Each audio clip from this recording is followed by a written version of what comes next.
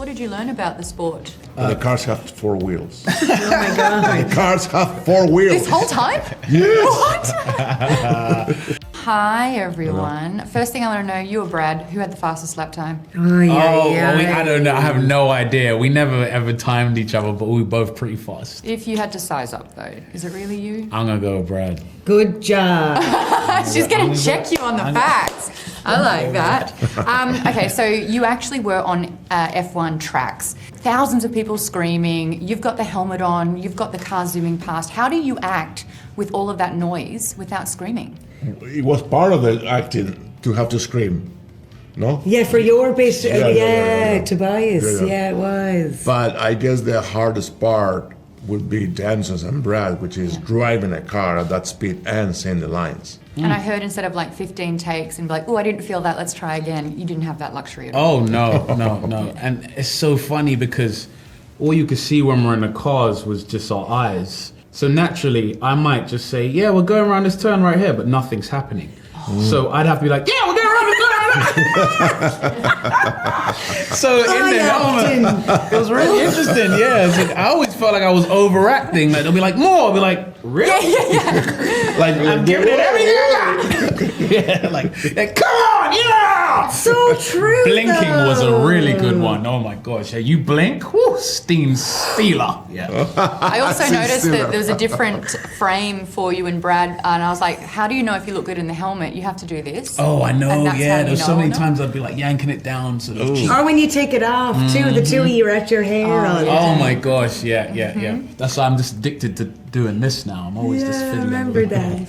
I've got a question for your characters because you're technically stars in, the background of the action, but crucial to the results. Did you get more of an appreciation for like the unsung heroes of the collaboration of F1? Yeah, I suppose they don't see themselves as being unsung because like in the world of Formula One, they'd be well known.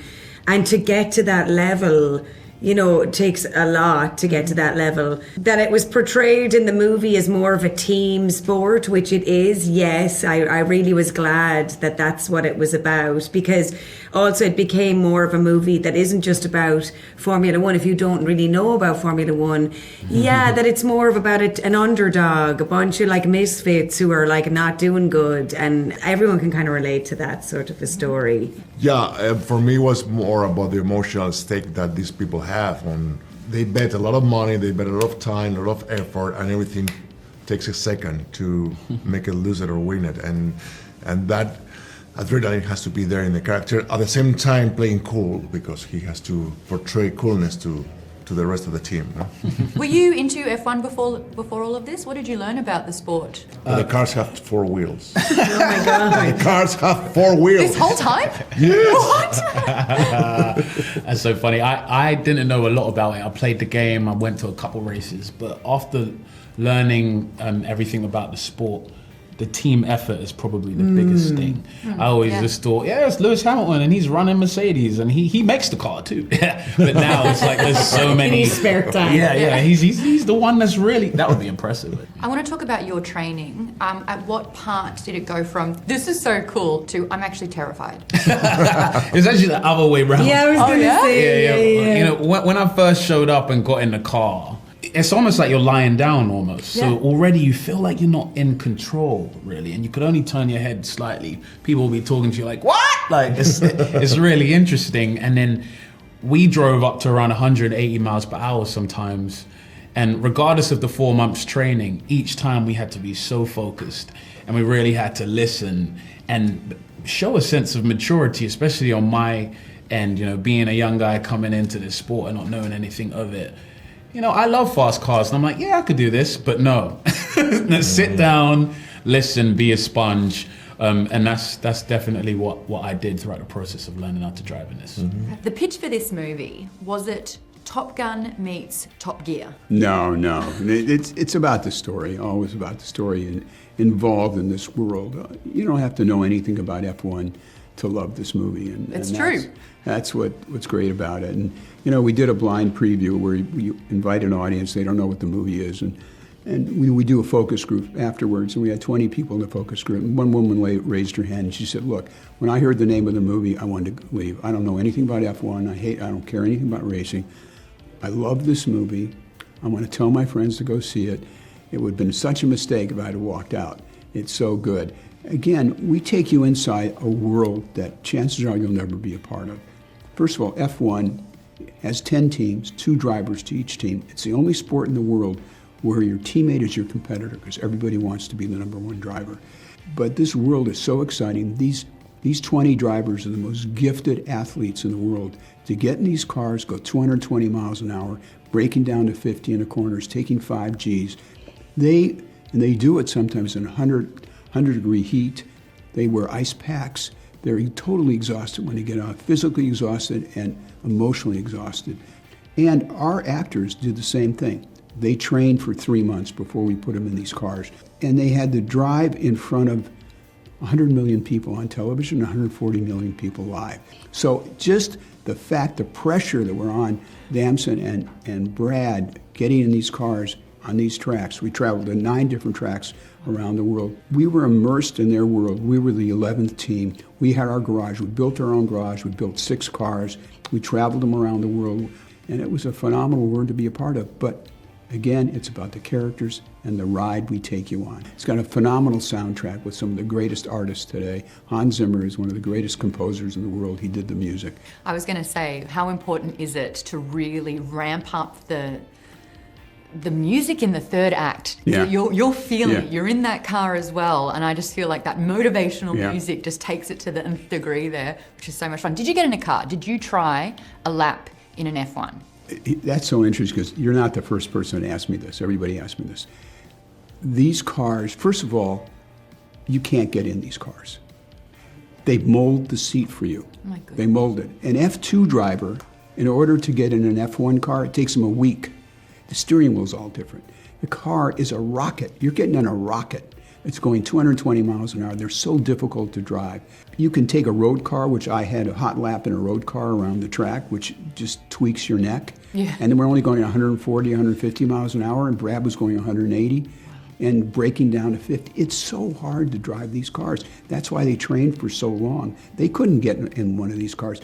Brad will have to train for at least a week or 2 weeks to get in an F1 car. So it's not for funsies. No, This is so no, serious. it's so serious. Yeah.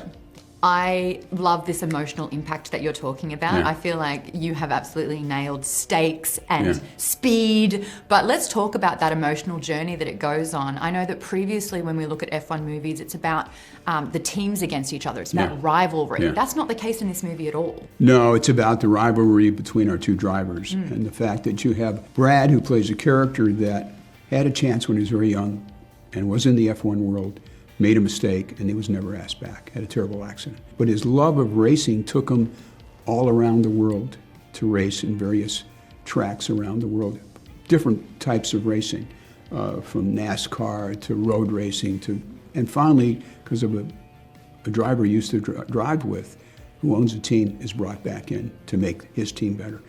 And you see some of these teams, they never get a point. You get 1 point for 10th place, and there are 20 drivers driving. So it's so difficult to get up in just the top 10. And that's part of the drama of this. Hi. Hello, how are you? So good. This movie's fantastic. Oh, thank you. I'm not even really into F1, but Oh. now I'm obsessed with it. Got the Oh, good. fastest lap time on the F1 simulator. Oh, movie. congratulations. Thank you so much. I want to talk about bringing this to life because there is CGI involved. Mm-hmm. Was there a moment when you're watching the footage back, you're watching sort of like the tape, the final effect, and you're like, I can't even tell where the CGI is? That happened on this movie a lot, actually. Because I've got no idea when it Yeah, happens. no, we took a technique we had developed on Top Gun Maverick and pushed it further. Ryan Tedhope, visual effects supervisor on both films, and Frame Store, an incredible visual effects company.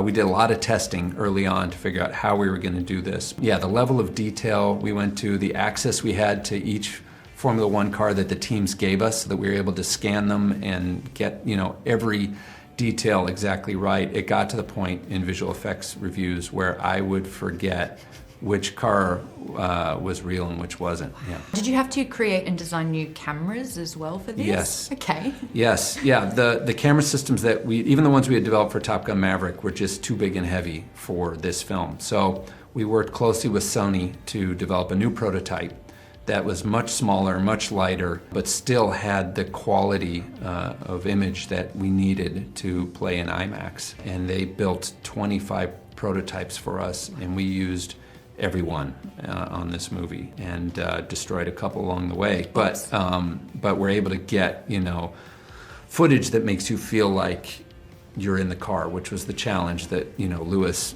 put to me from the very beginning. I was going to ask, what was it like working with Lewis Hamilton as a producer on this? What did he teach you about F1, and what did you teach him about filmmaking?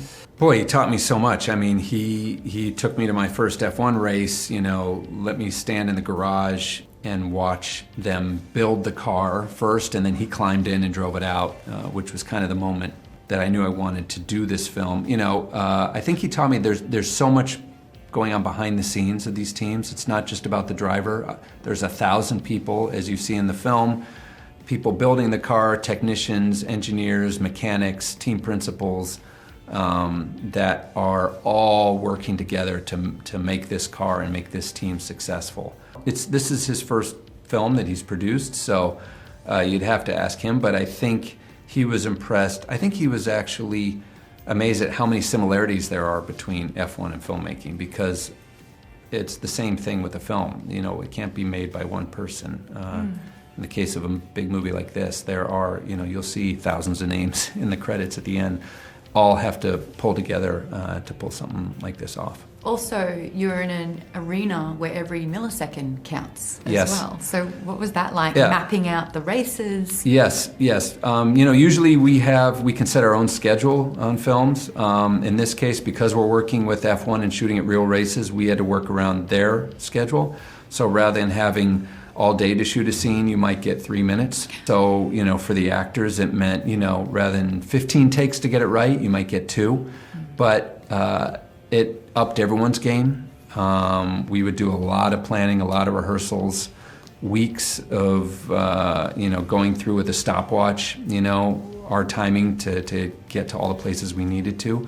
But the benefit is, I think you feel that on screen. There is an energy to those sequences because the crowd is really there. The drivers are really there getting in the car. You feel that tension when you watch it. When you're filming at actual F1 events with the F1 crowds, with the actual drivers, how do you record dialogue without having the actors scream their lines? Because all I would imagine the raucous noise is just yay. Yeah. I mean, when you're at the race, you do have to speak loudly. So, they were screaming their lines in many cases, and I really feel for our sound crew in trying to capture it. I mean, they looked very stressed out throughout much of the film because it is, from a sound point of view, a very, very difficult place to shoot. I tried to embrace that energy, that feeling, because I wanted the audience to know what it's like to be there. How much training did Brad and Damson have to go through to get into a vehicle? Because I was hearing from Jerry that this is like a months-long process. Months and months and months, thousands of laps. It's really tough on the body. I mean, the neck. I'd say the average person would probably last 2 laps in an F1 car just because of the forces on your body. Like, the neck is what goes first, and so the only way to train it is to keep driving. So day after day after day in these cars, getting their speed up, and starting to feel like what the limit feels like. There's a lot of emphasis on generational differences, being old school and then being a young gun as well. How was that on set, having Brad, who has been making films for decades, alongside newer actors who are younger and hungry as well? Did you notice that? Definitely the parallels were there in real life. All of our young actors were anxious to pull from Brad whatever they could, any advice about, how to make it in this business, how to be successful. He and Damson definitely, I could feel that mutual respect. Brad knows what it's like to be a young one coming up. Damson, looked up to Brad and his career, and so it was great to see that parallel of kind of the on-screen relationship off-screen. Thank you so much for Cool. the chat. Thank That's you. my time. All right, thanks.